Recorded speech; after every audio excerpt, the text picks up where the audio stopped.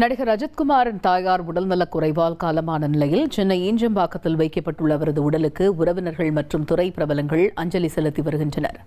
இதுகுறித்த கூடுதல் தகவல்களை செய்தியாளர் சோலமன் வழங்கிட கேட்கலாம். சோலமன், அந்த பகுதியில் நிலவக்கூடிய சூழல் என்ன, நீங்க பார்க்கக்கூடிய காட்சிகள் என்ன, விவரிங்க.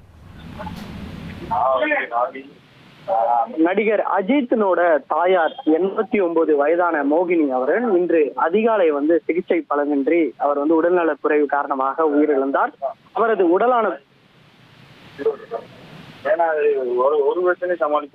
உடலானது தற்போது ஈஞ்சம்பாக்கத்துல இருக்கக்கூடிய நடிகர் அஜித்தோட வீட்டுல வைத்திருக்கக்கூடிய நிலையில அவரது உடலுக்கு அவரது உறவினர்கள் மற்றும் சினிமா பிரபலங்கள் பலரும் தொடர்ச்சியாக அஞ்சலி செலுத்தி வருகின்றனர்.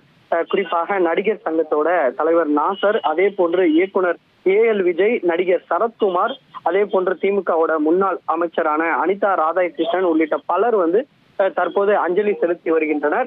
மேலும் நடிகர் அஜித் திரைப்பட படப்பிடிப்புக்காக அவர் துபாய் சென்றிருப்பதால இரவு 7 மணிக்கு மேல அவர் இங்கு சென்னை வர இருப்பதாக தகவல் தெரிவிக்கப்பட்டிருக்கிறது. அதன் பின்னர் CM வர இருப்பதாகவும் ஒரு தகவலானது தெரிவிக்கப்பட்டிருக்கிறது.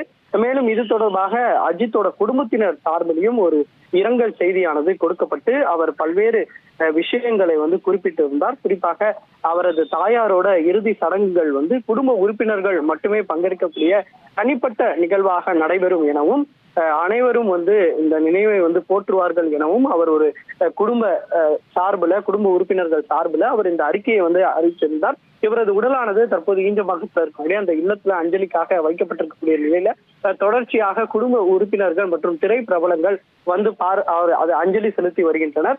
நாளை காலைத்தான் இவரது உடலானது இறுதி சடங்கானது நடைபெற்று அடக்கம் செய்யப்படும் எனவும் தகவலானது தெரிவிக்கப்பட்டிருக்கிறது. தகவல்களுக்கு நன்றி சோலமன். இனி செல்லும் இடமெல்லாம் செய்தி. தந்தை டிவியின் வாட்ஸ்அப் சேனலை ஃபாலோ பண்ணினா செல்லருக்கும் இடமெல்லாம் செய்தி. இதோ QR கோட் இப்பவே ஸ்கேன் பண்ணுங்க, ஃபாலோ பண்ணுங்க.